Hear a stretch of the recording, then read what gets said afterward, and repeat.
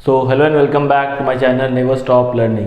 तो जैसा कि आप लोग जानते हैं, अभी जो है हम लोग झारखंड पॉलिटेक्निक का वीडियो जो है शूट कर रहे हैं। तो इससे पहला जो दो वीडियो मैंने बनाया है उसमें क्या था, कंटेंट्स क्या था। पहले वाले वीडियो में मैंने बताया था इंट्रोडक्शन टू झारखंड पॉलिटेक्निक्स, मतलब पॉलिटेक्निक मतलब जो एंट्रेंस एग्ज़ाम होता है उसमें क्या क्या चीज़ करना है, क्या क्या क्वेश्चंस होता है, क्या क्या सिलेबस होता है, उस सारी चीज़ों के बारे में मैंने वीडियो बनाया था। अभी जो लेटेस्ट वीडियो जो आया है अपना, वो जनरल फिजिक्स के 30 MCQs के बारे में था।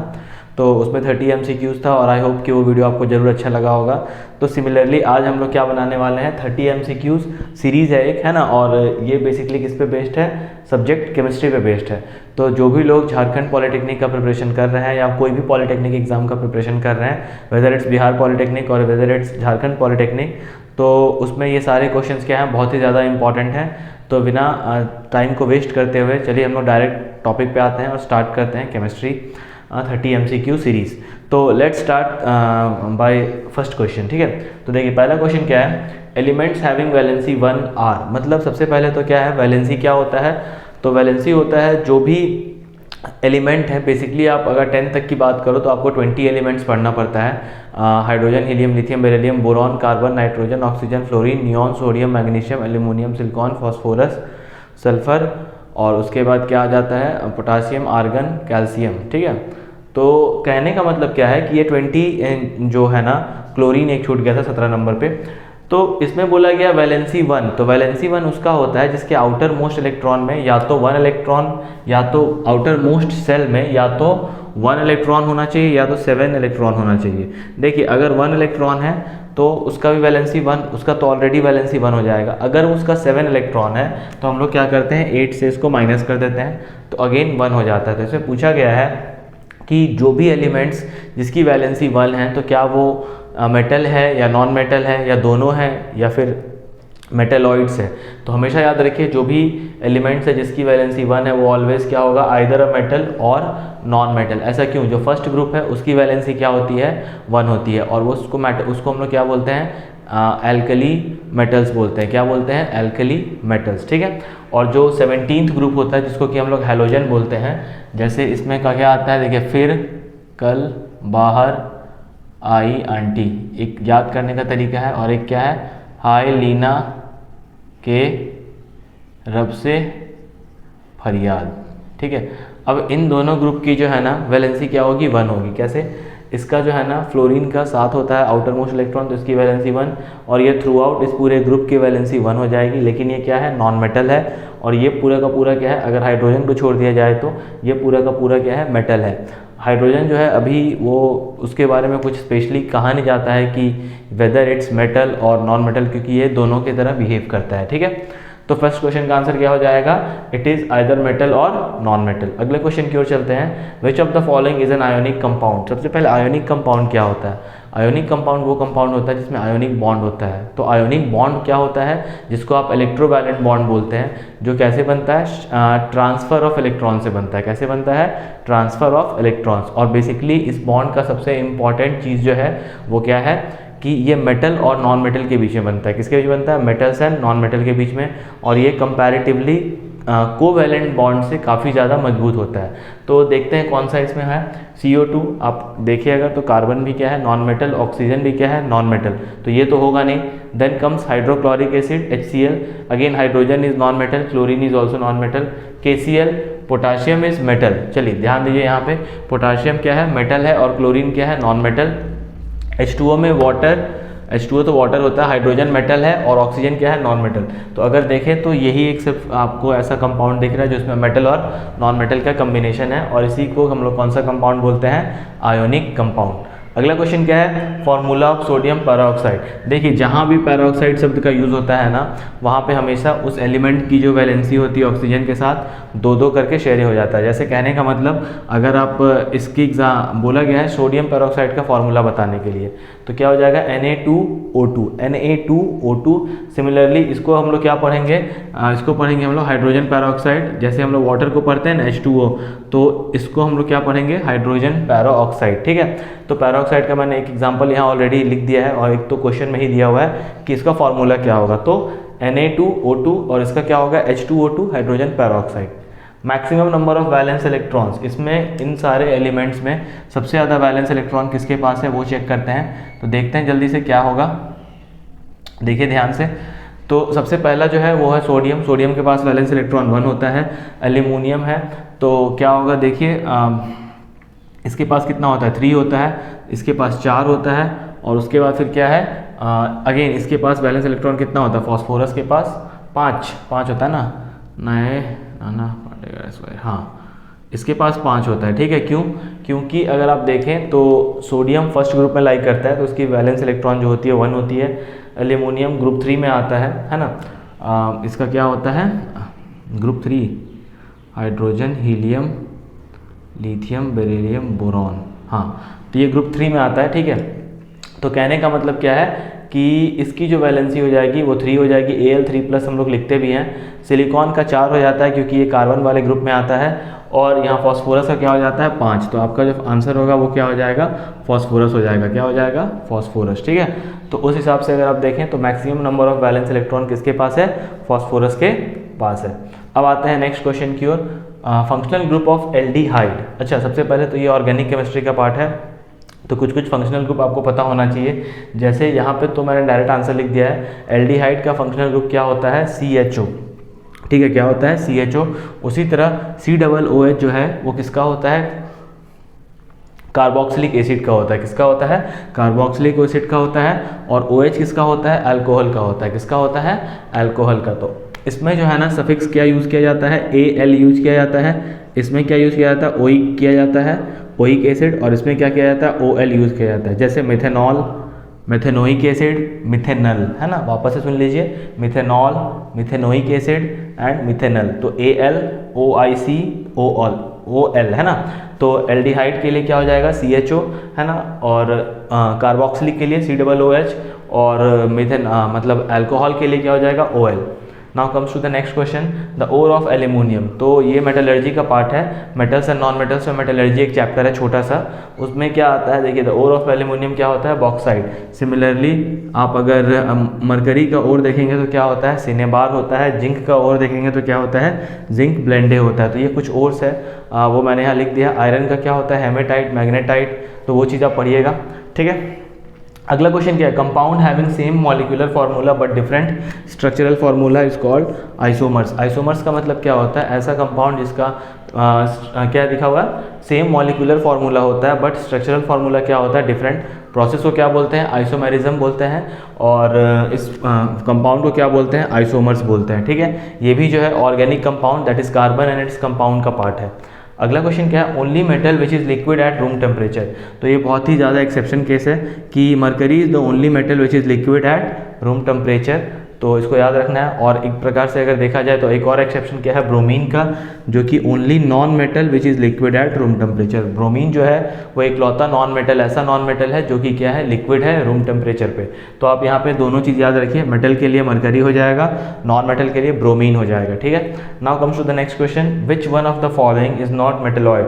मेटलॉइड का मतलब क्या होता है, जिसमें थोड़ी प्रॉपर्टी मेटल्स की हो और थोड़ी नॉन मेटल्स की प्रॉपर्टी हो, उसको हम लोग क्या बोलेंगे, मेटलॉइड्स बोलेंगे, ठीक है। तो एग्जाम्पल में देखते हैं, मतलब इसमें से क्वेश्चन पूछा गया which of the following is not a metalloid. तो ग्रेफाइट तो नॉन मेटल है क्योंकि ये कार्बन का क्या है, एलोट्रॉप है। Germanium is a non metal. Silicon is also a non metal. Silica जो है वो एलिमेंट में नहीं आता है, तो इसका मतलब ये जो है ना, ये क्या हो जाएगा, इसका करेक्ट ऑप्शन हो जाएगा, this is not a metalloid, है ना। अच्छा, ग्रेफाइट जो है ना वो क्या है एक्चुअली, ग्रेफाइट नॉन मेटल में तो नहीं है, लेकिन यहाँ पे पता नहीं क्यों इसका ऑप्शन दिया हुआ है, ठीक है। ग्रेफाइट एक्चुअली होता नहीं है नॉन मेटलॉइड्स में, क्योंकि जर्मेनियम और सिलिकॉन जो है वो तो पक्का क्या है, आपका मेटलॉइड है। और सबसे ज़्यादा यूज़ होने वाला मेटलॉइड यही है। सेमीकंडक्टर एलिमेंट्स जितने भी होते हैं सबसे ज़्यादा यूज़ उसमें यही दोनों एलिमेंट्स किया जाता है। बहरहाल इसका आंसर जो होगा वो क्या होगा, सिलिका होगा, ठीक है।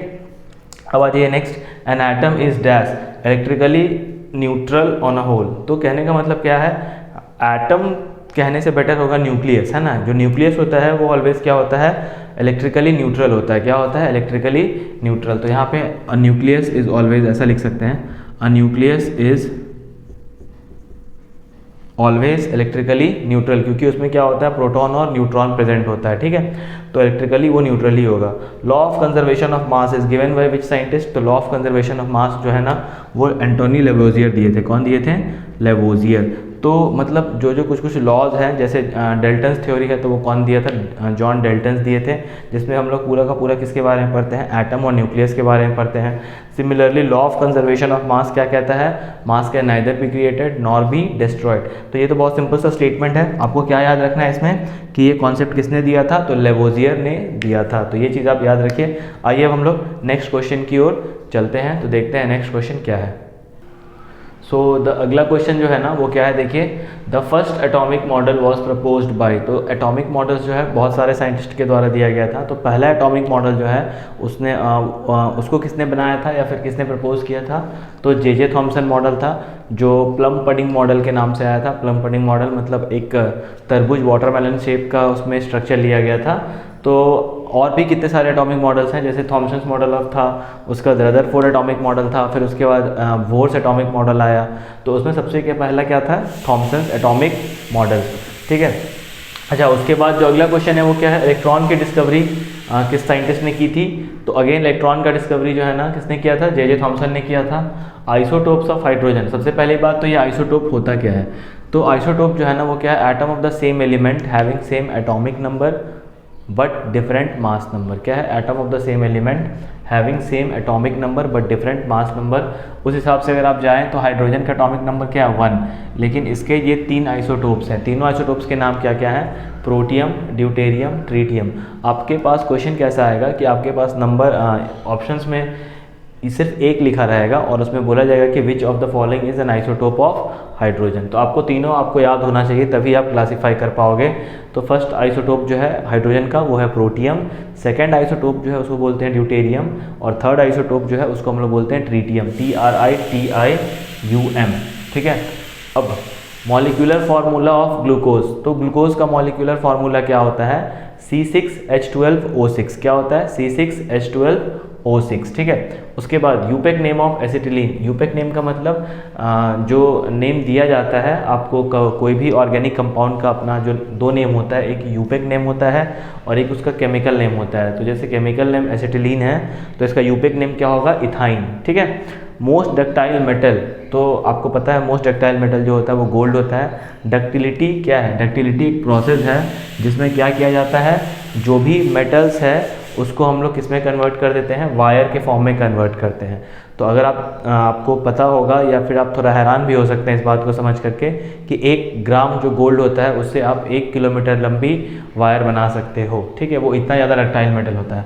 आइसोबार क्या होता है? हैविंग सेम एटॉमिक, नहीं ये गलत है, having same mass number but different atomic number. यहाँ पे क्या होगा? Having same mass number but different atomic number. तो आइसोबार में क्या होता है कि मास नंबर जो होता है ना वो क्या होता है? सेम होता है, बट एटॉमिक नंबर जो होता है वो डिफरेंट होता है। फॉर एग्जांपल कैल्शियम का एटॉमिक नंबर क्या है? 20 है, बट मास नंबर क्या है यहाँ पे? 40। कैल्शियम के पास मास नंबर कितना होता है? 40। और उसी तरह फिर आर्गन का जो है ना मास होता है अप्रॉक्स 40, ठीक है। तो आर्गन और कैल्शियम को आप कह सकते हो आइसोबार। बीच में इसके पोटेशियम भी आता है, बट पोटेशियम को हम लोग लेते नहीं हैं। NaCl crystal is made up of, तो NaCl का जो क्रिस्टल फॉर्म होता है, जैसे आप नमक है, नमक का जो क्रिस्टल होता है ना वो किस चीज़ से मिलकर बना हुआ होता है? तो Na+ एंड Cl- आयंस। यहाँ आयंस लिखना बहुत ही ज़्यादा ज़रूरी है। अगर सिर्फ Na एंड Cl दिया होता तो वो करेक्ट आंसर नहीं होता, ठीक है। तो यहाँ पे ये जो आयोनिक फॉर्म में दिया हुआ है मतलब कैटायन एंड एनायन के फॉर्म में, वो जानना बहुत ही ज़्यादा ज़रूरी है। चार्ज ऑन एन इलेक्ट्रॉन, मतलब किसी भी इलेक्ट्रॉन पे जो चार्ज होता है वो कितने के बराबर होता है? तो ये बहुत ही बेसिक क्वेश्चन है, लेकिन जब आपके पास ऑप्शंस आता है तो यहाँ पे पावर को अलग अलग कर दिया जाता है। तो आपको बेसिकली याद क्या रखना है? 1.6 सबको याद रहता है, लेकिन इंटू 10⁻⁻19 कूलम। -19 मतलब हो सकता है -18 भी दिया जाए, -20 भी दिया जाए, बट आपको क्या रिमेंबर मतलब रखना है? -19 कूलम। तो 1.6 इंटू 10⁻⁻19 कूलम ये होता है इलेक्ट्रॉन का चार्ज। सेम चार्ज प्रोटॉन पे भी होता है, बट इलेक्ट्रॉन का जो मैग्नीट्यूड होता है वो माइनस में लेते हैं, प्रोटॉन का जो होता है उसको हम लोग पॉजिटिव लेते हैं, ठीक है। अगला क्या है? Molar mass of CaCO3। सबसे पहले तो मोलर मास निकालते कैसे हैं, तो मैं यहाँ निकाल के दिखा देता हूँ। मोलर मास, कैल्शियम का जो एटॉमिक नंबर है 20, तो उसका मास नंबर अप्रॉक्सीमेटली क्या होता है ना, जो इवन नंबर, जितने भी कंपोनेंट जिनके इवन नंबर्स है ना उनका ऑलमोस्ट डबल हो जाता है, और ऑड नंबर में आप +1 ऐड कर देते हो, ठीक है। तो Ca का कितना हो जाएगा 40, ठीक है। कार्बन का कितना हो जाता है 12, और ऑक्सीजन का हो जाता है कितना 16, तो 16 × 3 करेंगे तो 48। तो कहने का मतलब क्या है, समझ लीजिए यहाँ पे ध्यान से, 48 देखिए ध्यान से, कैल्शियम का 40 हो गया, कार्बन का 12 हो गया, ऑक्सीजन का 16 होता है, लेकिन यहाँ पे 3 उसके एटम्स दिए हुए हैं, तो 16 × 3 48, तो कितना हो जाएगा 52 + 48, दैट मीन्स कितना 100। तो ये कैसे निकाला गया वो समझ में आ गया होगा आपको। सिमिलरली आप और भी एलिमेंट्स का निकाल सकते हो, कॉपर सल्फेट, NaCl, जो भी एलिमेंट्स आपको बोला जाएगा, बस सबके मास नंबर को निकाल कर उसको ऐड कर दीजिएगा, ठीक है। Most electronegative element in the periodic table, ये बेसिकली ये सब जो क्वेश्चंस है ना, ये सब आपके पीरियोडिक टेबल से क्वेश्चन पूछा जा रहा है। तो मोस्ट इलेक्ट्रोनेगेटिव एलिमेंट हम लोग क्या होता है, फ्लोरीन होता है। क्या होता है, फ्लोरीन। तो आपको याद करने के लिए मैं बता देता हूँ सीक्वेंस के हिसाब से। फ़ोन कॉल कैसे याद करिएगा, phone call, F for fluorine, O for oxygen, उसके बाद N for nitrogen and Cl for chlorine, है ना। तो फ़ोन कॉल से आप याद कर सकते हो, लेकिन उसमें सबसे ज़्यादा जो इलेक्ट्रोनेगेटिव एलिमेंट है मोस्ट, उसको कौन सा एलिमेंट बोलते हैं, फ्लोरीन बोलते हैं, ठीक है। तो याद रखिएगा fluorine is the most electronegative element of the periodic table. Atomic number 12, 13, 3, 15 which can not form cation, मतलब आपके पास 12 दिया हुआ है एटॉमिक नंबर, 13 दिया हुआ है एटॉमिक नंबर, और 3 और 15, इसमें से कौन सा कैटायन फॉर्मेशन नहीं करेगा। तो सबसे पहले आपको जानना होगा कि आखिर ये क्या क्या दिया हुआ है। तो 12 जो होता है वो Mg होता है, मतलब मैग्नीशियम। 13 जो होता है वो क्या होता है, एल्यूमिनियम। और 3 जो होता है हाइड्रोजन, हीलियम, लिथियम। और उसके बाद 15 क्या हो सकता है, देखिए मैग्नीशियम हो गया, एल्यूमिनियम हो गया, सिलिकॉन, फास्फोरस, ये जो है ना ये क्या है, फास्फोरस है। तो फास्फोरस का जो होगा, तो सबसे पहले आप समझिए मैग्नीशियम को हम लोग क्या लिख सकते हैं, Mg2+, क्या लिखते हैं, Mg2+, ठीक है। उसके बाद एल्यूमिनियम को लिखते हैं Al3+, उसके बाद लिथियम को क्या लिखते हैं, Li+, लेकिन फास्फोरस को क्या लिखते हैं, P3-, क्या लिखते हैं, P3-।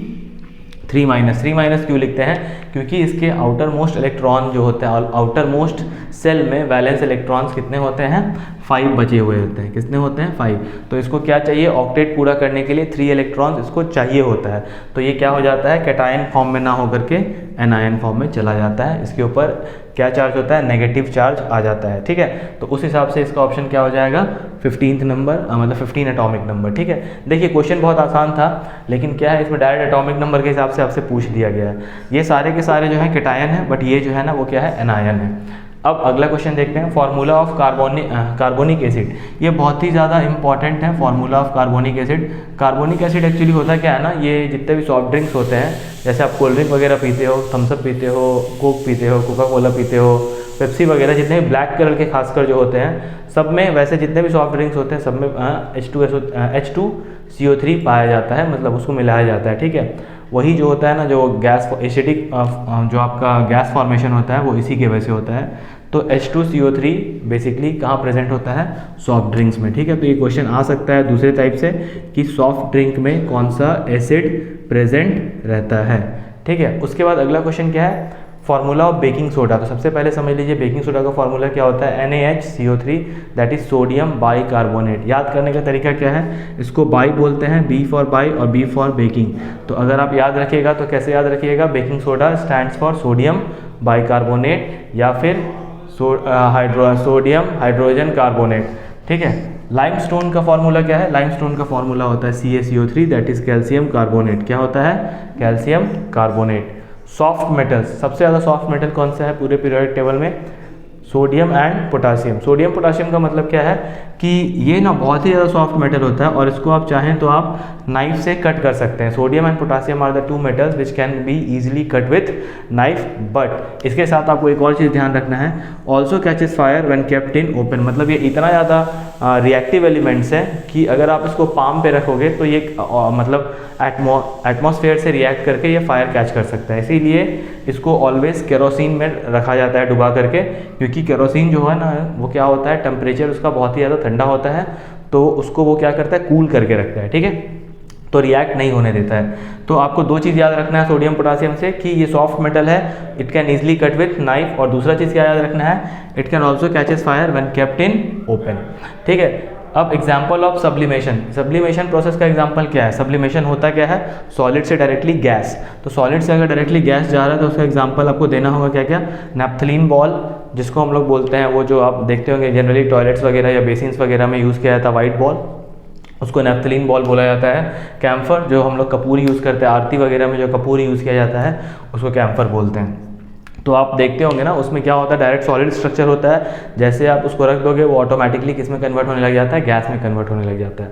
ठीक है, लास्ट क्वेश्चन क्या है वो देखिए, only non metal which conduct electricity. तो ऐसा कौन सा नॉन मेटल है जो कि इलेक्ट्रिसिटी कंडक्ट करता है?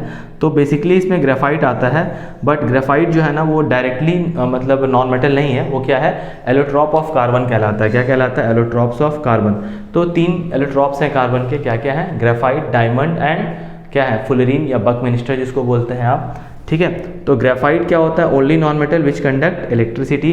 Diamond is the hardest substance known on the earth. अब देखिए कितना ज़्यादा मतलब कोइंसिडेंस है कि है तो कार्बन का ही ये पार्ट, और कार्बन में क्या है? Non metal. Non metal always soft होता है या फिर गैसियस फॉर्म में होता है, लेकिन जो हार्डेस्ट सब्सटेंस नोन है पूरे अर्थ पे वो क्या है? डायमंड है। तो ये भी एक क्वेश्चन आ सकता है कि which is the hardest substance known on earth, तो आप क्या बोलिएगा? डायमंड, है ना। और डायमंड है क्या? नॉन मेटल, और वो किसका एलोट्रॉप है? तो कार्बन का एलोट्रॉप है। तो आई होप कि ये 30 MCQs टाइप जो क्वेश्चन थे उसको मैंने अच्छे से आपको अच्छे से मैंने आपको उसको समझाया है। ठीक है, और इसके अलावा जितने सॉल्यूशंस थे उसके साथ भी मैंने कुछ कुछ क्वेश्चंस और ऐसे भी बताए हैं जो आपके लिए बहुत ही ज़्यादा इंपॉर्टेंट होंगे। तो अभी के लिए इस वीडियो में हम लोग इतना ही रखते हैं। नेक्स्ट वीडियो में हम लोग मैथ्स करेंगे जो कि 30 MCQ का सीरीज़ है। तो तब तक आप इस वीडियो को देखिए और अपना फीडबैक ज़रूर दीजिए। चलिए, हैव अ गुड डे।